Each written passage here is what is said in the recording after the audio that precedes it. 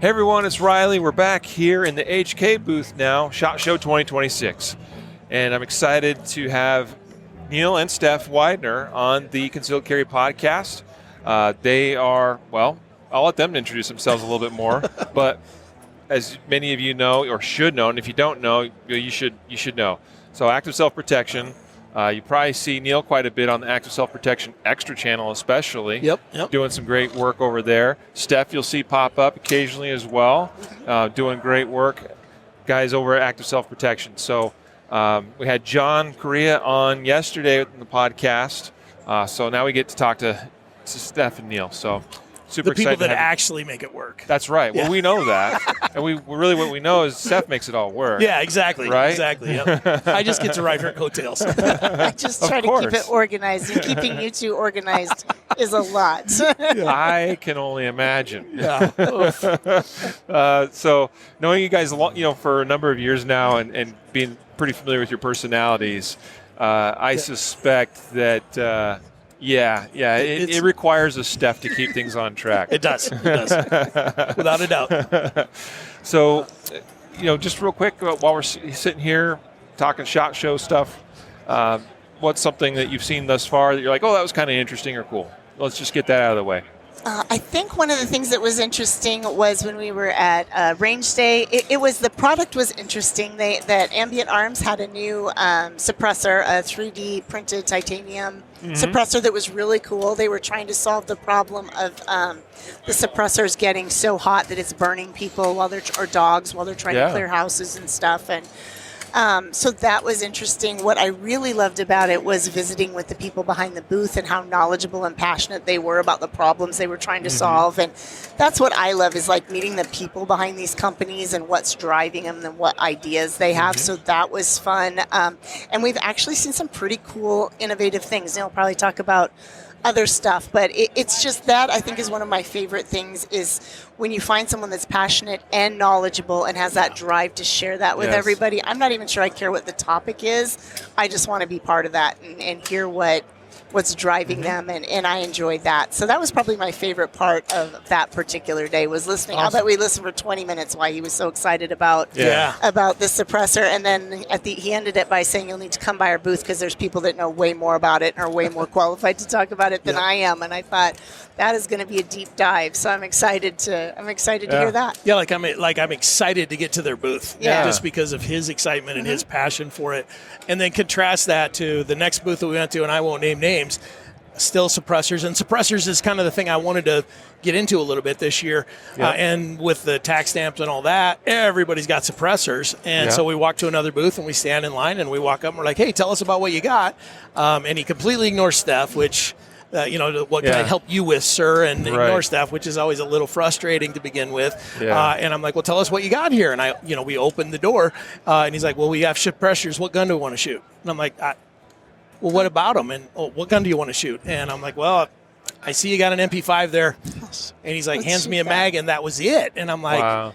You're really selling your product, buddy. It was such a contrast, and it's just one guy. But so who knows? But think of the experience there.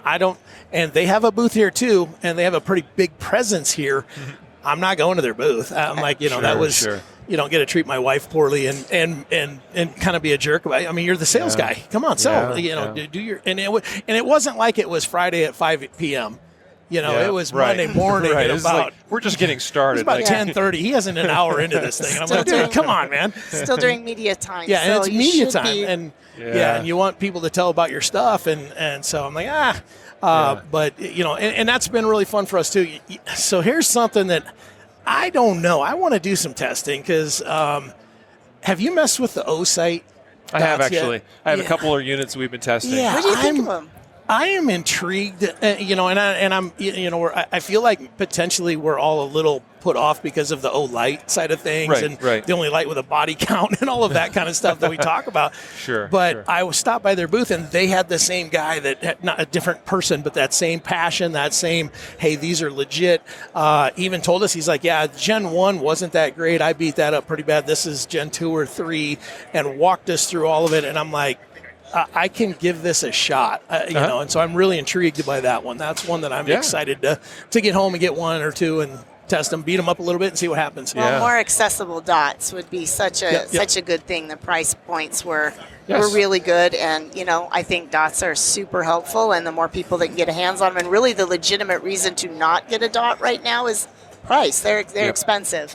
There's really no other good reason, but that's a good reason, and that'll hold you back. So I would love to see a more accessible dot on the market. I've been very impressed with their pricing. It's quite aggressive, and you know, I hope it's sustainable because it's one of those things like, well, maybe they're just getting in, you know, and just getting our appetites, you know, whetted with, you know, this really awesome price. And then, you know, a year or 2 years down the road, it'll just be, you know, right up there with everybody else. But I do think that more competition, more options, more innovation, all that is welcome and is awesome to see. And ultimately, I think makes everybody better and hopefully makes the market better for, like you're saying, for the consumer, particularly those that are like, you know, I mean, I don't have $500-600 to drop on a really high-end red dot, and people tell me that's the one I should get. Well, this other one seems pretty good, you know, and that's really what I'm interested in, is testing those sites as well, to be like, okay, is it duty ready? I'm not going to address that question.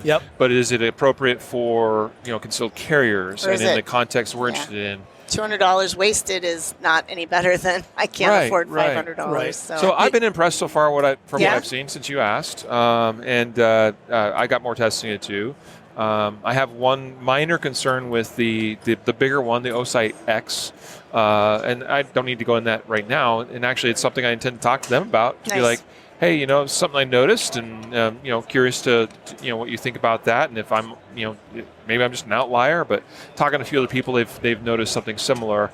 It has to do with some of the optical, basically some artifacting, if you will. And but the smaller ones, like the Osite S, I don't notice that issue at all, and it's so far been really solid. I mean, it's working, it's running, it's doing what it should do, you know, so it seems promising. And for the price point, it's really hard to beat, I think.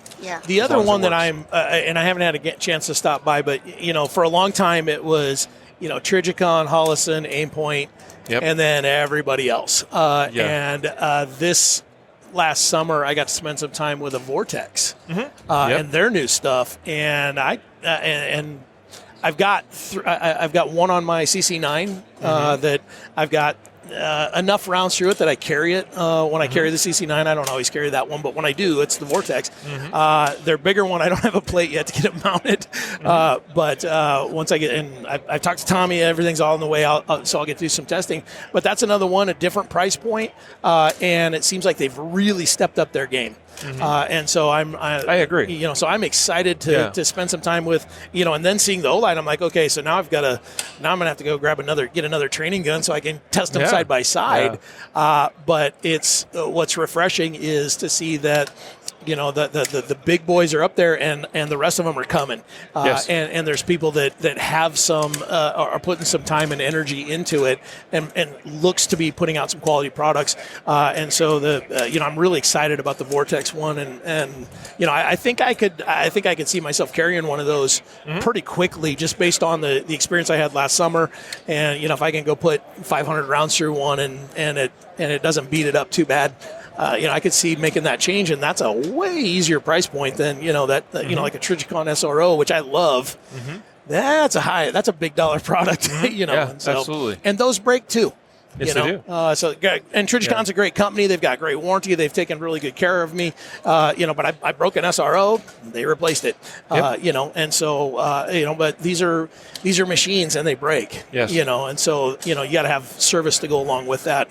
And so I'm really excited about the future of the dots, and then the suppressor stuff. I mean, everywhere, throw a rock in here, you'll hit a suppressor, you know, place. I think this year is kind of the year of the suppressor. I think it's always been kind of like right there, but it's like as soon as the tax stamp went away, and then if maybe things get even easier going, like it's just, I think we're on the right track to blow up. I'll tell you a funny story. We were meeting with a Norwegian client friend of ours for dinner the other night, and we were talking about suppressors, you know, and you know, we kind of know there's a number of European countries in particular that don't regulate them nearly to the extent that we do here, right? Yeah. And kind of suspecting that, we brought up the question and kind of asked him, what's it like buying a suppressor in Norway? And he's like, oh, well, I can go down to, I could send my 6-year-old with a couple $100 down to the gun store, and he can buy a suppressor right over the counter kind of thing. And it's like, yeah, that's nuts, like literally, like I don't think he's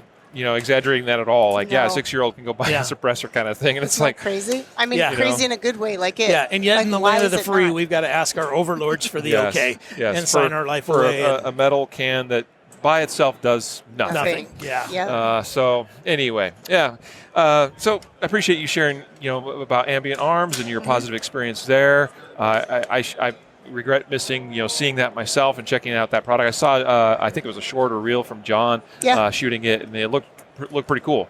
And again, more innovation, more competition in the suppressor space. It's a good thing.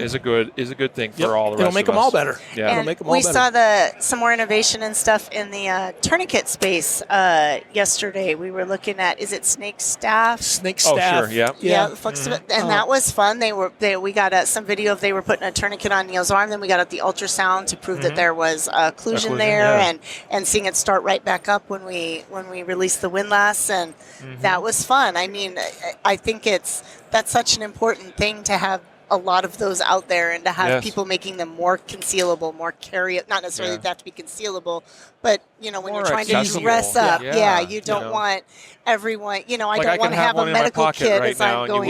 No big deal. And I've always, and this is probably just me being a knucklehead, right? But I've always thought, the 1-inch ones are silly, and you need to have that, the 1.5 inch or the 2-inch ones or whatever. And then he pointed out to me, he's like, when you take your cat tourniquet and you're training one, and you have to stretch it back out because there's that interior piece is the part that's only 1 inch anyway. And I'm like, oh, how did I let that go? How did I not consider that? And so, so when he told me that they had the machine there that they could show that, I'm like, all right, we got to try this. Right. And so he put it on, and we did it right on camera. And I think it'll make a pretty cool video, just to show that, okay, so I'm, and then, I've always been, well, is it, TCCC certified? Well, they haven't been meeting for years, and they don't intend to meet for years. So they only do it every so often. And according to the last several folks I've talked to, they're hearing that they may not meet again. Oh, interesting. That they're, now they're hoping this year to put out, a list of like guidelines. Here's the requirements to be endorsed, but it sounds like they may not meet again. And now I don't know if that's true, and because I don't know anybody at the TCCC, but it's just an interesting thing to see, because I've written off so many things that I'm like, wow, it's not TCCC, so I'm not going to mess with it. Yeah. But I think that was potentially a blind spot that I had, and I'm like, okay, well, let's see it. It's an understandable blind spot, though. I mean, I'm kind of with you, because for a long time, I mean, there have been a lot of innovative, tourniquet type products and things, brought onto the market. And it's like, well, that's cool and all, but we are talking about life-saving equipment. Right. And it's one thing for me to be able to, like, I can test a gun. Right. I can go to the range. I can put it through. Not everybody's going to, do it equally as well, but I have a certain kind of battery of tests I can put a gun through, and to where I feel quite confident that and this a gun's knowledge base to support that. Right. You're qualified to test that gun. Sure. And I can compare that with other trusted individuals I know. Like, it's a good gun. It's working great. It's reliable. Yeah. It eats whatever ammo I feed it reliably. That I can test myself. What I can't test myself is a tourniquet, and if it's going to keep blood in me, Yeah. For how long and how? And so these guys. There's some legit guys and names on that committee, TCCC, that know their stuff, and when they come out and say, "Yay, the cat tourniquet, Gen 7, the soft tourniquet, all that, whatever generation." Okay, so all of those, hey, we stand behind them essentially, right? Yeah, they work. We know them to work. We've seen them work on the battlefield, right? Yep. And so I understand that. When I first saw Snake Staff come onto the scene, we have Mountain Man Medical. It's important to us to know about these kinds of things. And, right. like, we've been hesitant to bring that in as a product, because it's like, well, how do we know it really works? Right. Exactly. And they do see some promising things on it. And I think, you're probably not wrong, especially if the Committee on TCCC is kind of changing some of the way they're operating or doing things. We may just get to a point where it's like, okay, what's the objective evidence we can look at, that suggests that this product's going to work and is going to work well.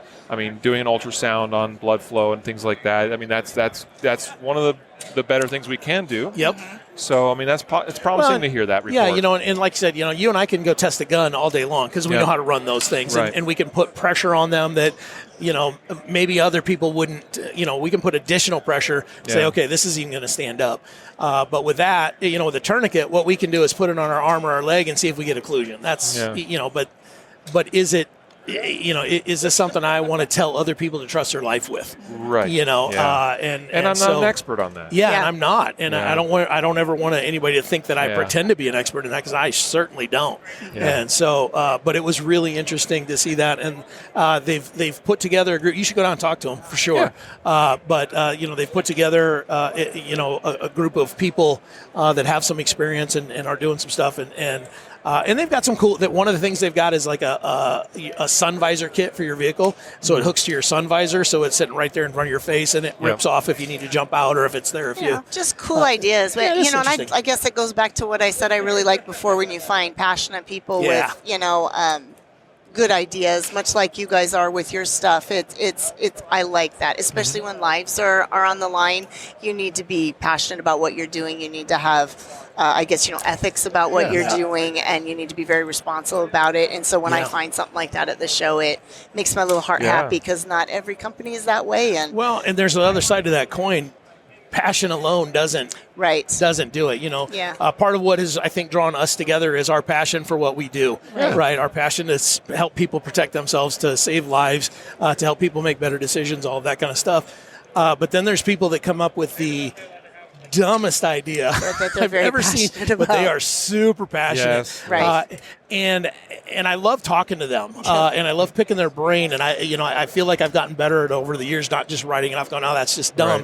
Right. No, let's talk through talk me through this. Here's what the evidence that we see shows us. How does your product fit that thing? And and when they have to make 4 turns around to get to fix the issue that most people see, a lot of times they're like, "Okay, we need to address some stuff." And so I like working with them as well. But and walk around, you can throw a rock here and also hit somebody that's passionate about a dumb product. Right, that's true. But everything has its place, and I think it's up to a certain group of folks to kind of suss out what is the good stuff, what is the okay stuff. And I know a lot of people still carry a rat's tourniquet for whatever reason. They can use it on their dog, they can use it on an infant. They all have their reasons. And I know a very good friend of mine that I train with a lot that has saved lives with a rat tourniquet in the service multiple times, and he ggets fighting mad, and it's turned into a joke now. I just give him a hard time about it. But he gets fighting mad when I tell him, I'm like, hey, there's a better option out there. He's like, have you ever saved a life with one of these? And I'm like, I haven't. I have put a cat's tourniquet on somebody before, though. But I have used the cat's tourniquet before. I've used a cat. Oh, sorry. I know what you meant. On somebody, we were at a class, and there was somebody on the next bay over that got hurt. Yep. I put a tourniquet on a guy. Luckily it wasn't our range. So we have this 100% right. We always in our safety brief like, hey, we've got 100% record. Nobody's ever been shot in one of our classes. Today we're going to keep it that way. But on that day it was the bay over. Some other guys shot, and they were running around like chickens with their head cut off, not knowing what to do. And so I can at least say I've put one on. I haven't done a rat's, but and so he's passionate about that because he's used it and he's told me a couple of his stories. He's seen action and been in fights and saved his best friend's life with one. Okay, I'll give you that. That's hard to move off I'm still going to give you a hard time because you're my friend. This is kind of along the same thread of, kind of idea of when you have somebody that's really experienced and really skilled, they can do a lot of things with things that normal people can't. Right. I mean, it's sort of like the conversation, is a little more common to have nowadays about revolvers. Because I remember growing up, it was, what gun should I get this pretty old lady wife of mine? Wow, revolver. Because, so simple. Because women are even too dumb woman to can run it. anything else, right? Yep. Some misogynistic thing like that. But really, we all know that. Jacob and I were at a shooting event, Smith & Wesson. We went to check out some of their revolvers, and I like playing with revolvers. It's been kind of something not? Who doesn't? I've become a little more passionate about in the last few years. It's not like it's becoming my new personality or anything like that. Just like these are kind of cool. They're fun. And I disrespected them for a lot of years, and so recently I've been doing a little more with them, and so we're shooting them, and then kind of the takeaway Jacob had was these really are a little more difficult to shoot than a lot of the semi-automatics that we're used to today, and it's like and so. You got people out there that will say, well, I'm perfectly comfortable with a revolver. And some of those people are very experienced, very skilled shooters. And it's like, that makes sense because you can do a lot of really good work with that. Mm-hmm. But, Joe Schmo off the street is probably going to struggle with that. Well, and it's the same in anything. We put a video up once of an officer making a shot at I think like 80 yards, and it was I think he hit like 2 out of 5 or something I can't remember the exact data. But there was a GM that's a good friend of ours. It's like, of course we can make that shot.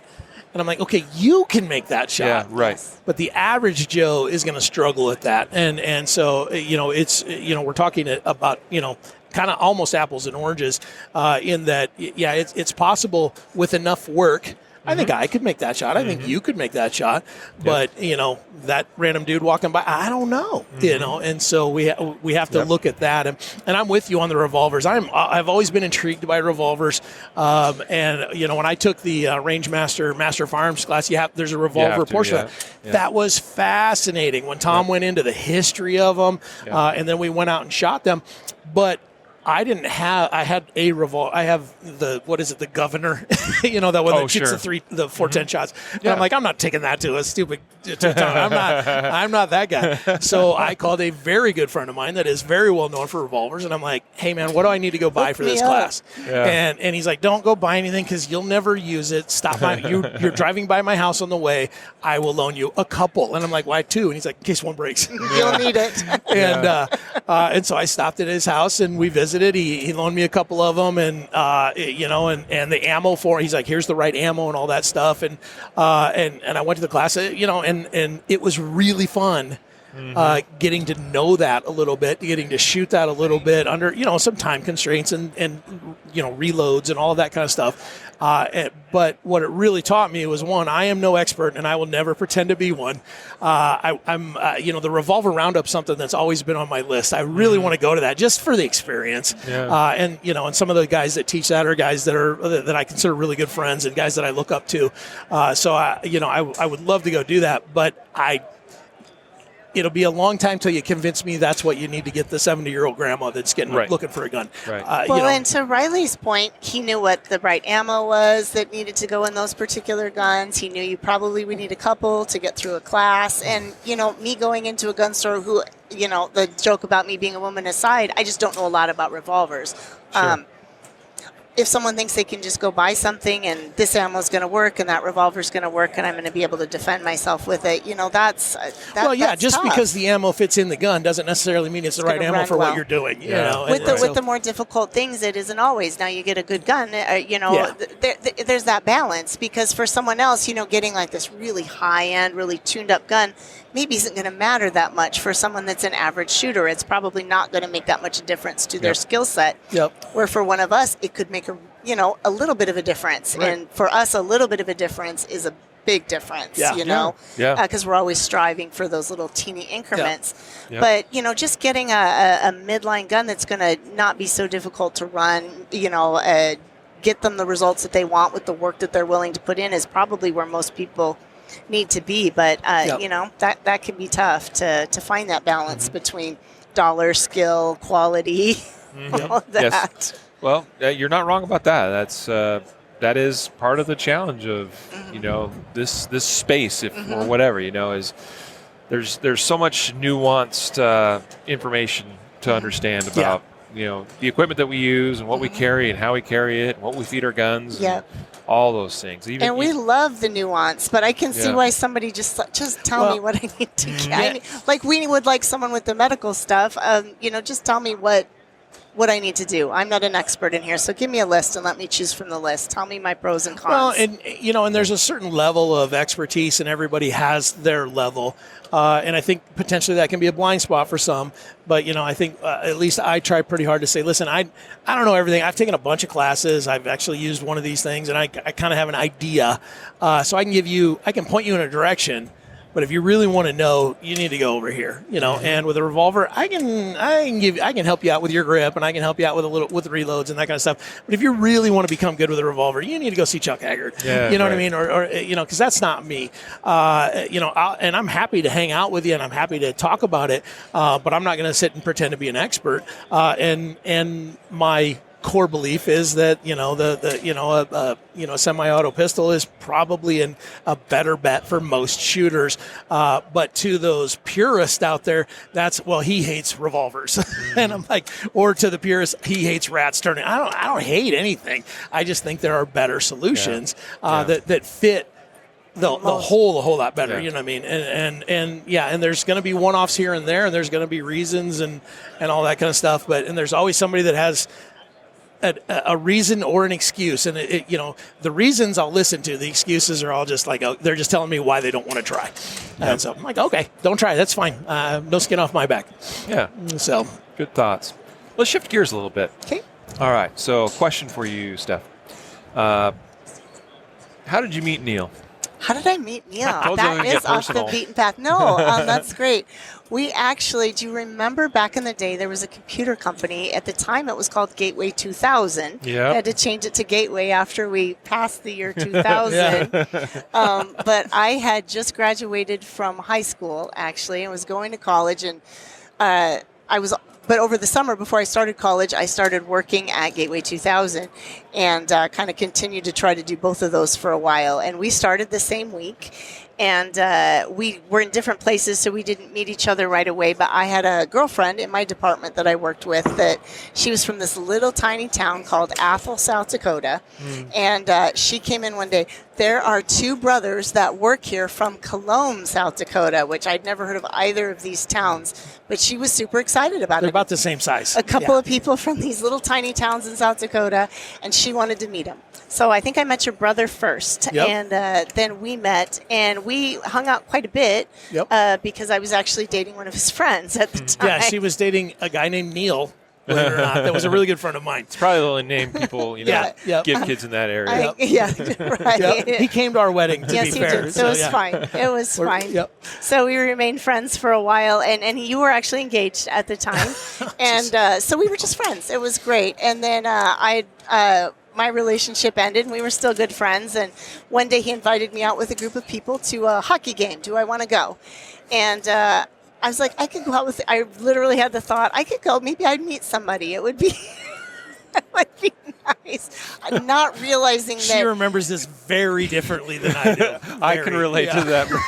I did not realize his relationship had ended as well. We were not that close of friends. Yeah. So about halfway through our evening out, I realized, this is a date that I am on. I did not realize that. A double date, to be in fact. It was a double date. It wasn't a group. It was a friend of mine and his wife. And so, that was what clued me in, actually. Yeah. When it was this another is a couple. date. It was four of us, not a group.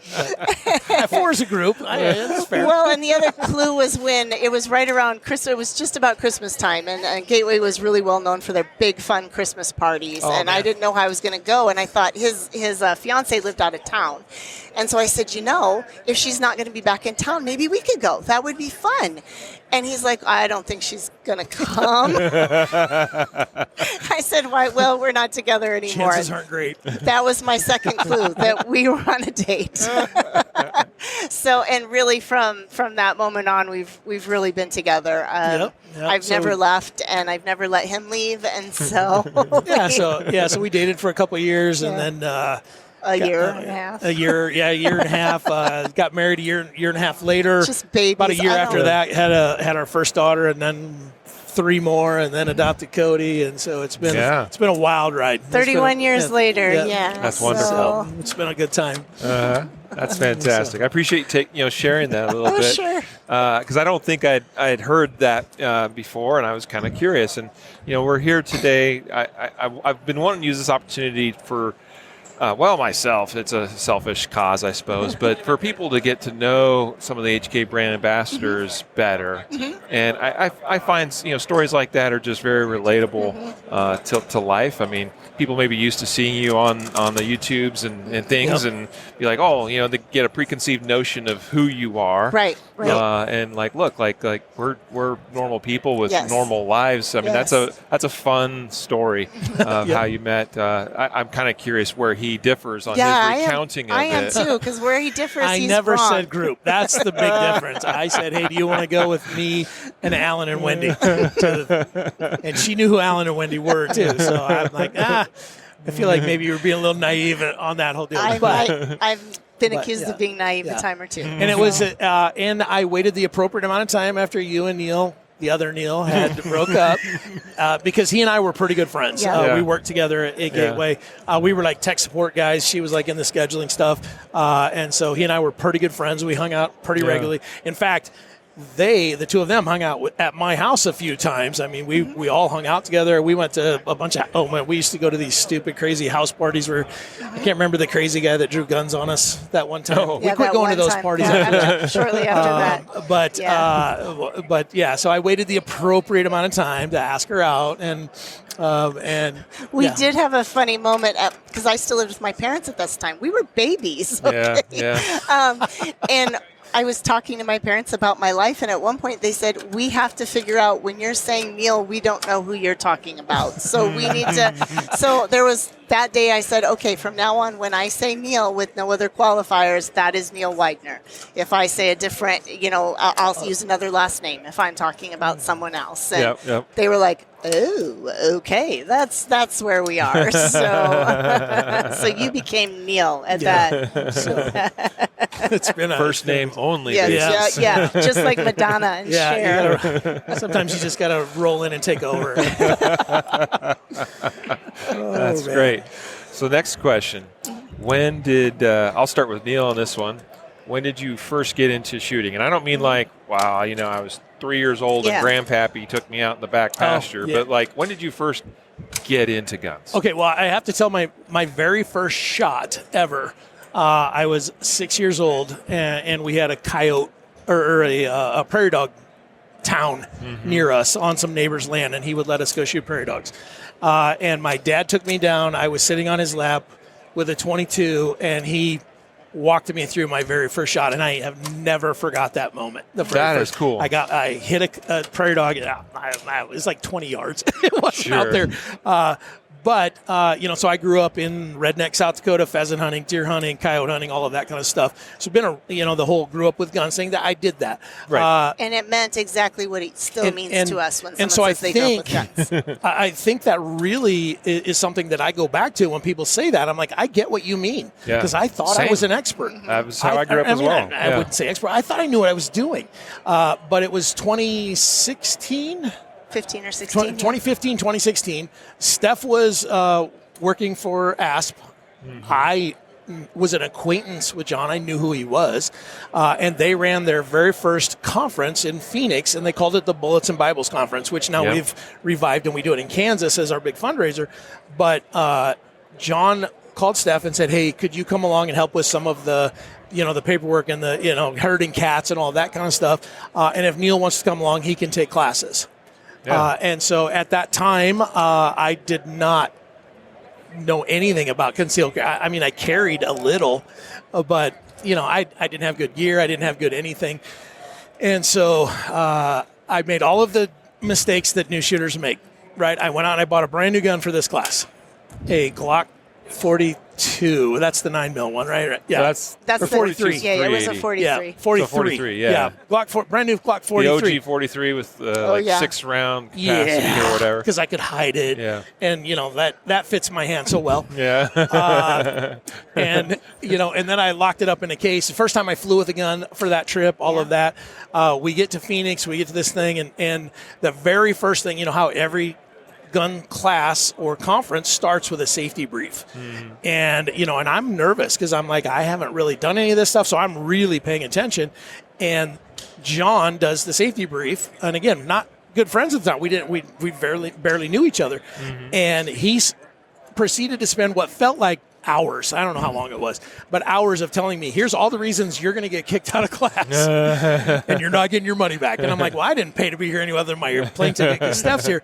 But I'm like nervous and I'm like, I don't want to embarrass her. I don't want to do anything stupid. It's that Happy Gilmore thing where he goes and hires the caddy. Don't let me look stupid. That's how I'm like, I just don't want to look stupid. Also, one of the guest instructors was Dustin Ellerman from the Top Shot Show, which I'm a huge fan. Gabe New was there from KSG, a guy that I had just got to start knowing who he was just because of the channel. And so right off the bat, I'm like, and then they do this like qualifying shoot thing where everybody has to stand with an instructor and go through a little course of fire, and their instructor is going to rank you an A, B, or a C. And then that kind of was, A's could take any class that they offer, B's could take most classes, and C's could take the beginner stuff. And I'm like, I'll just take the beginner stuff. It's cool. This isn't my world. And they're like, no, go shoot it. And so I stand in line for Dustin Ellerman because fanboy, and shoot in front of Dustin Ellerman. And somehow he's like, okay, draw your gun and fire one round into that 3x5 card at 3 yards, 5 yards, whatever it was. And I'm like, okay, so you want me to take this gun first time out of that was the first time I ever drew a gun. Very first time ever. And so I'd been carrying chamber empty because I didn't know any better, all of that kind of stuff. So he's like, are you loaded and hot? And I'm like, no. And so so he's like, okay, get yourself ready. And so I'm like, you want me to put a loaded gun? Yeah, I mean, this is how I was terrified. Yeah. You wanted me to, are you kidding? And he's like, yeah, you got to. And he was so calm. I'm like, okay. He's like, and drawing fight. The first time I'd heard a timer beep, first any of that kind of stuff. And I did like it was about a 1-7, draw the first shot on a 3x5. Swear to God, it was all luck. And so I went through the little course fire, he listed me an A. And he's like, you can take any class here. And I'm like, nope. I'm so nervous.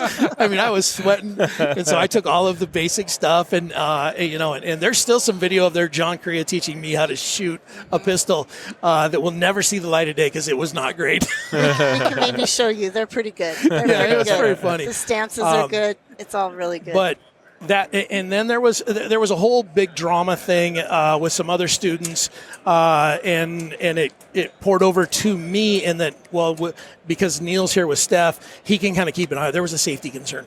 And I'm like, I had taught hunter safety, so I know gun safety. I can, and this guy just kept getting his gun out, was what it was.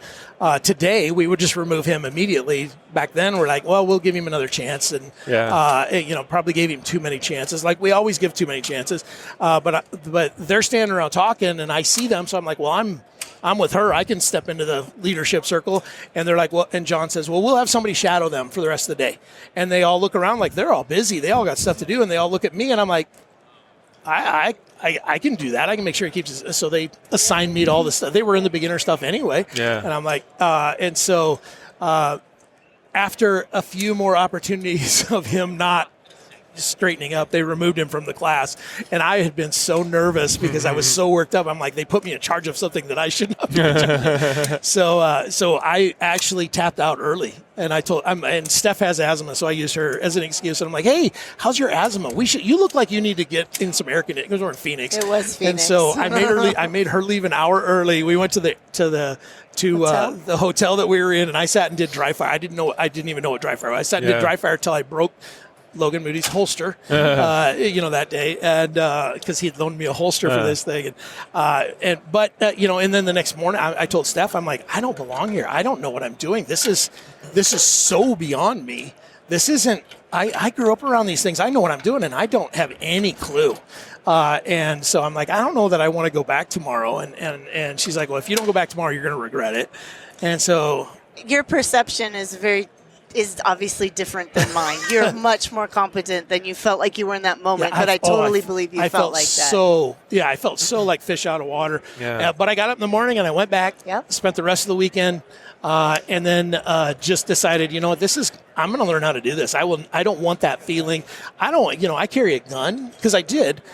And man, if I had to get in a shoot, I don't know that I could do it just based on that experience. So, so I just started taking every class I could possibly find, was on the road multiple weekends of the year and all that kind of stuff. And, and it's led to here. Yeah. So and I can vouch for you. You're a very competent shooter.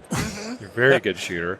Yep. And of course, that's somehow led to where you are as far as actually working full time for John and with active self protection. So. Which is remarkable. Yeah, it's been a wild ride. Been a complete career change even, right? Yeah, for sure. Yeah, right. And I've always taught or coached or done, I coached all the kids' little league stuff. I coached some high school stuff and different sports and that kind of stuff. Even your business management experience was really coaching and teaching and training. And years and years of managing different businesses and coaching people through different techniques and all of that kind of stuff has really lent to shooting is still just a skill.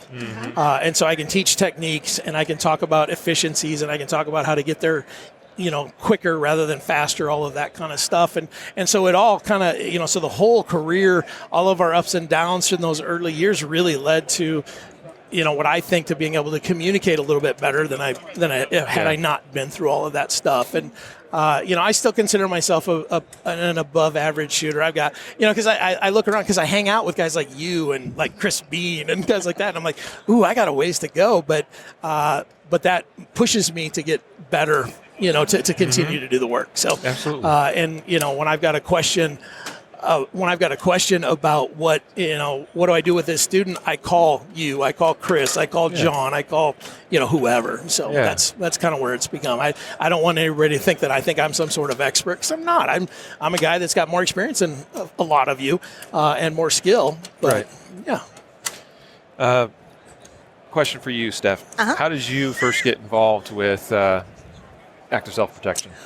So it was kind of how I got involved in shooting in general too. Yeah. So when Neil and I got married, I was used to he was a hunter. We had lots of long guns and stuff, but he wanted to get a pistol, and I had only read about how those are a bigger danger to people in your house than they are to anyone else, which is really not true. But that's what I believed at the time, and I thought that pistols are really only designed to kill people, which is also true, but I didn't really think about the idea that there might be a reason to do that. So I asked him to get rid of all of those, and you did, and that was good. And there was one. There was only one. Yeah, you weren't much of a obviously you just had one. But we also had 5 children at the time, under the age of 10, and I'd always wanted to be a foster parent. That always felt like something I was really called to do. And our first foster care placement was a challenging one. They chose it for us partially because we were new, and the family that needed placement was really well known in the city and really well known in the system. And they expected it to be rocky. So they placed the child with us. We were new and we lived in a very obscure place. At the time, if you MapQuested it, which is how you would have had to find an address at that time when we lived there, it didn't even take you to the right place. It took you to the police training grounds. Yeah. Which is awesome, right? So we were super rural at the end of a dirt road, and it seemed like the perfect placement. They want foster parents to really be kind of a mentor for the biological parents and really help and support them, but they asked us to stay disinvolved. They said, yes, you're right, you want to go to the court cases and all that, go ahead. But we would just like to let you know this is a really dysfunctional family and generations of it, and there's a lot of them. Yeah. So we didn't. And it was always this challenge because the family's obviously going to recognize their child if I am out in public, and I'm not going to recognize any of them. Right. So I was nervous about that. But all of that aside, we were going along. About 8 months old, I got a call from his foster worker who said, I just got a call from mom. Extended family member just got out of prison and is taking mom and dad, and they're coming to get the baby. So I left that phone, and I went and I got our house phone, and I called 911 and let them know. I used the words, they're coming to take the baby, and they didn't seem super concerned about it. It was really odd to me. And Neil and I had made this deal that they loved their baby. Actually, they really did. The challenge was more cognitive and inability to actually care for the child. So I wasn't actually worried about them harming or hurting the baby intentionally. I was worried about them hurting the baby in a scuffle. So our plan was, if something ever happens in public, we'll let them take the baby, and then we'll work it out through police and foster care and get him back. But when I called Neil to tell him that they're coming to get the baby, I said, but they're coming to get him over my dead body. And there was a pause, and Neil said, yes. And I said, okay. Now, at the time, I'm Neil, sweating right now. I know. It was, Yeah, it was a lot. That sounds intense. It was. And Neil worked at the time just a few miles from where we lived. And so one of the trophies at the call center where he worked was a bat that was signed by everyone. So he grabbed the bat and a couple of people and was headed home. Hold on, let's back up. Let's not just, I won the bat. I owned that thing, Okay. just so we're clear. It was a traveling trophy that stayed at my desk. Let's just be clear. Every month. But yeah. So as I'm there, I told my daughter, who was 10, and I said, take the baby and all your sisters and go. We had kind of a behind the staircase thing in the basement. I said, go hide there. No matter what you hear, I want none of you coming out. I would do that differently because we lived very rurally. I would have just either left all of us together or told them to go out in the cornfield and hide till I come get you. But at the time, you make an okay decision, the best decision available to you. Right. And so, that recognition prime decision making, I went with what I thought was a decent decision. So they're downstairs. I'm on the phone. We're on a isolated dirt road, and the car they told me they were in came down the road and parked in the driveway. And it's at that moment that you really realize I have every bit of attitude in the world, but I've got no skills or no ability to stop four grown-ups, grown man just out of prison, and protect my children. So I can be willing to die for my kids, which isn't even a high bar. Like we're all, that's fine. That's just parenting 101. But what good does that do for my kids? Nothing. I need to be able to fight for them and protect them. And I had nothing. And that was just devastating to me. The police were not coming. They came 25 minutes later because of the way the 911 call was routed. Yeah. We were on kind of a tri-county line, so it went to the wrong place. Sheriffs and all that. And it was just one car that showed up later like he didn't even know what was going on. Yeah. So very anticlimactic. The car sat in the driveway for a few minutes and then turned around and left. And that was the end of that story. Neil showed up a few minutes after. But that was really my wake-up call, that if I'm going to be able to protect my kids, I need to figure it out. Now, at the time, I still had 5 kids under the age of 10, a single-income household, money's tight, time is tighter. Yeah. So luckily, there was stuff available on the internet. And so I just started reading. I was reading everything I could find. And one of the things I found was the Facebook page. At the time, it was just Facebook Active Self-Protection. I was reading everything I could find. And John put something out one day that it was getting big enough. He was struggling to keep up with the comments, and if anybody wanted to kind of volunteer to help. And I thought, well, I know nothing about anything other than what I've read from you, but I can, delete rudeness and profanity. And you've given me so much. How can I pay that back? I'm happy to pay it back. And so that's kind of how we met. And as we kept going, I realized I gained a pretty decent knowledge base. And at one point, he's like, "You need to go to class." And I'm like, "I would love that. I've got 5 kids and no money." And he's like, "No. I mean, I want to send you to class. You need to be." The great thing about John is one of his skills is I think he sees the best potential that people can achieve in them right at that moment. Yeah. So he was like, you need to be teaching. You need to be helping people. And so he paid to send me to my first instructor class, which was my first class, was my NRA pistol instructor class. I was terrified, But kind of that's just how it started was I just started learning and money that I earned, and as things started making money, I started making money and I could use that to kind of fund my training and my education and so that's what I did, and I just kept growing from there. Found out I had a real passion for it, I had a real skill for it, and I had a really great support system, which is, particularly as a woman, but in social media in particular, it's really nice to have a group that has your back no matter what. And so having that, I think, set me up for success, and just kind of went forward from there and learned how to protect my family, and I'm pretty proud of that. That is awesome. That's something to be proud of for sure. Thank you for sharing that backstory with us. I think it just gives us such an insight into, who you are and kind of your ethos and of course your mission at Active Self-Protection. I mean, that just identifies with that so well. Yeah. That's very apparent. That's really, really remarkable. Unfortunately, we're kind of up against time, but I wanted to ask a couple of things from each of you just to start wrapping it up. Okay. And that would be, what's one piece of advice, if you could go back to when you were just getting into this, okay?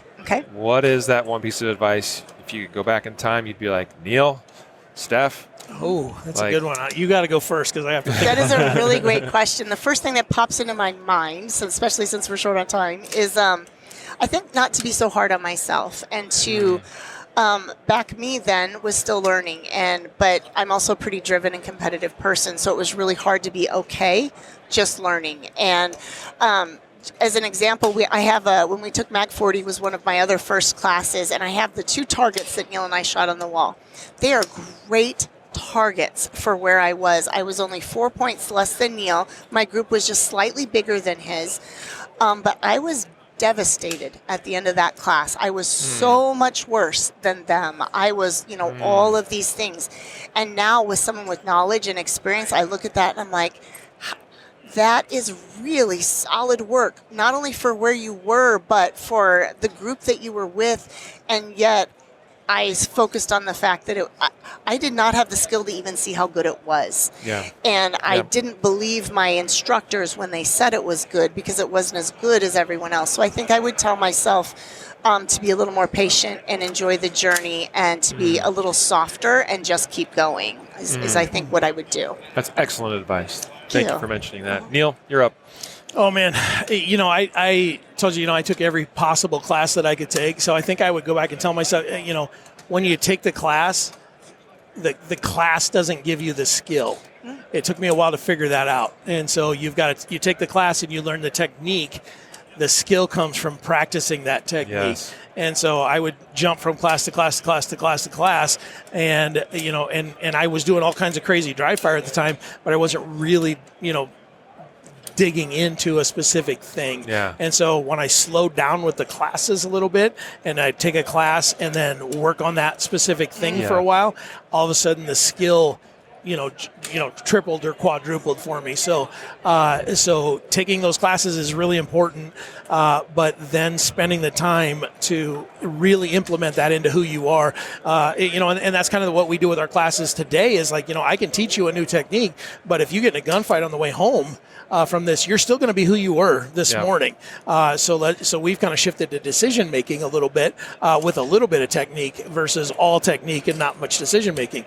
And so that's what I would say is really spend that time grabbing those skills, identifying the good ones, and if it feels weird, don't just throw it out because a lot of times when it feels weird because you've never done it before, but it's still better, and so you got to engage with that weirdness sometimes. So that's I guess what I tell myself is settle down a little bit and dive in deeper. Somebody told me something yesterday that I had heard something very similar from that same individual, and they told me it's something that they had heard Rob Latham say.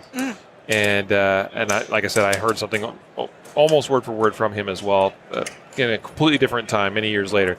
And that was that if it feels right, it's probably wrong. And it's like, on the surface, you hear that, you're like, that doesn't sound right. Like, if it feels right, it should be right, right? At some point, it is right, though. That's the thing. And so that's hard to buy. True. But how many guns have I grabbed and went, man, that feels... one of the first guns I grabbed that I really liked how it felt was like a Taurus PT-11 or something. Yeah, right. I didn't buy it, thankfully. But, it felt great. Yeah. But it wasn't necessarily what I needed because I didn't have the knowledge really to go with that. If you reverse that statement, if it feels wrong... Here's how I think of it, and it's one of those statements. If you think deeply about it, you can start to identify the wisdom that can come from that, right? But how I sort of identify with that statement is, if it feels wrong, it could still be right. Yes. Yeah. And so you got to, like you just said, you got to sometimes try different things, different techniques, because you're maybe receiving that from a trusted source. But you got to stick with it a little bit and start to see the fruit sort of bear, on that tree. Totally so to speak. agree. Yeah. Totally agree. I think that's way deeper than it sounds on the surface, especially. And I think we were very fortunate, when we first got into this stuff, there's Rangemaster DNA all over everything we do. And that is a great training organization. I don't agree with everything, but I agree with a lot of it. And the technique and the training and all of that stuff. And, Tom has really built something with that. Yeah. And so we were fortunate to find good instruction. Lots of good stuff right away. Right off the bat. Yeah. And I'd be lying if I said I didn't take some classes that I'm like, I wish I wouldn't have taken that. Yeah. But But by and large, there's a ton of great instructors out there. There's some that aren't great, and we were pretty fortunate that we stuck with, because of the crowd we were running in and the circles that we were in. Is that, man, we just got great training after great training after great training, and so that's the other side of that coin. Is you gotta. Sometimes there are things that aren't that great, and there's literally instructors out there teaching people to point shoot at 25 yards. Yeah. And I've lit the internet on fire over the last few weeks with that topic, so we don't have to light it here. Leave it alone. Send me your video. I'll listen. I'm open to that kind of stuff. But but that's the thing, is that it's not all great instruction. So you've got to have some discernment. Yes. You've got to find a mentor that you can trust that will, point you in the right direction. And I get calls and emails all the time. Hey, what do you think about this? What do you think about that? Do you have any concerns? Believe it or not, I just got one about you. Oh, not in a negative way. Just tell hey, us I am thinking of hosting Riley Bowman. What do you think? Is there anything? And I'm like, which I think is great. And I'm Why like, not make those calls and get references? and right off the bat, I was like, oh, is there something? I'm like, and so I don't know how to respond to that. And so I was like, do you have concerns? No, I don't have concerns. You've trained with him a lot. You're friends with him. Is there anything that, is there going to be any weirdness, just checking references? And I'm like, oh, okay, cool. All right. So you weren't fishing. You weren't like, oh, I heard this or something like that, because I'm like, no, I've trained with Riley. I've been in his classes. I've been around him a lot. He's taught at our conference. He's welcome back. I mean, all those 100%. I'd like to see a lot more Riley. People doing that, and then you avoid some of the stuff that Christopher Bean has been posting about. That you have all these instructors that are, kind of well known, but it's kind of inside secrets that they're not great at what they do, or at least how they treat their people, or something like that. Right. So, by the way, it would have been totally okay if you just responded with, "Oh, he's weird, all right." Yeah. But there's some weirdness, but you should train with him. But it's the best. The best kind of weirdness. No, and taking your class, I really enjoyed your class. We the pistol intelligence class was a fun class that opened my eyes to some stuff, and it's interesting when you get to a certain point in your shooting and all of the training you've had, you get less and less from a class. But if you can really lean in, you can find your own stuff, and then you'll always find there'll always be something. There'll be one or two or three little things that then you can implement and you can explore into later. And that that's what I was pretty far along my journey already. Yeah. And then I got to your class and I'm like, okay, you know what? I'm noticing this when I do it, because I'm getting reps where I get to just focus on me, where so often, when I get to the range, I've got a camera up and I don't really get to notice what I'm doing. Right. And so, that's a great class. So if you get a chance, you should take the class. Oh, thank you. And folks, if you get a chance, you get a chance. Get on your mobile devices, go to your app store, Google Play Store, whatever, and search up the Active Self-Protection app. Yeah. That's the best way to get your guys' content and take advantage of that. Yeah, and that's been a big thing lately. We just switched users, and there was a little bit of heartache there. The best way to go is to go on your computer to watch.activeselfprotection.com, and you can register there. Then you can download the apps and log in and all that. But I get to give you some special stuff if you sign up that way versus through the app stores. The app stores are weird. There you go. But that's really grown. We've got a community in there, so there's almost like a Discord type of page. So people are posting videos of their stuff, themselves, little pictures of them at the range. Dry fire workshop with Christopher Bean and you every week. That's three live streams a week. Well more than what you pay for the application. And the dry fire workshop thing, we got to get you on there with us at some point. But the dry fire workshop has been great, and we can actually do dry fire. If we did this live on YouTube, we'd get strikes because you can't handle guns live on YouTube. We're here. This is live. So the way that workshop typically goes, we have here we're going to work on drawing tonight. So Chris talks about drawing a little bit, does a couple of demos. Then we're like, okay, we're going to stand up and do 10 draws. You guys should stand up and do 10 draws. We do our little thing, and then now let's talk in the chat. What did you experience? And so it turns into an actual workshop. And that thing it's grown a little bit over time. This isn't huge. There aren't thousands of people in there, which is awesome because now you can give a little bit of coaching. But then we end every week with, okay, so now go do a video of yourself, put it in the community, and Chris, Chris is going to give you a free virtual lesson essentially, on your thing. And so awesome. that thing's been really good. Stuff. And the app is really fun. So Wonderful. Steph, Neil, So good to see thank you Always, Riley. for your It's time always today. fun. Anytime. And look forward to connecting with you again, hopefully soon. Yeah, maybe tonight at tacos. Oh, yes, absolutely. Yeah, Definitely some tacos tacos tonight. tonight. Well, until next time, folks, we'll catch you later.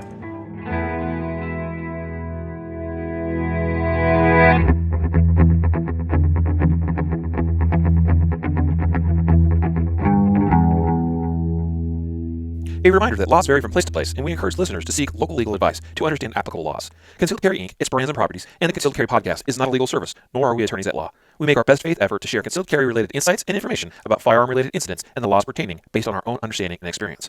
But things could be different where you live, or laws may have changed by the time you listen to this. We cannot be held liable for your actions based on the information shared in this podcast. Please exercise care with all things pertaining to firearm use, concealed carry, and always practice following basic firearm safety rules. More information about safety can be found at concealedcarry.com/safety.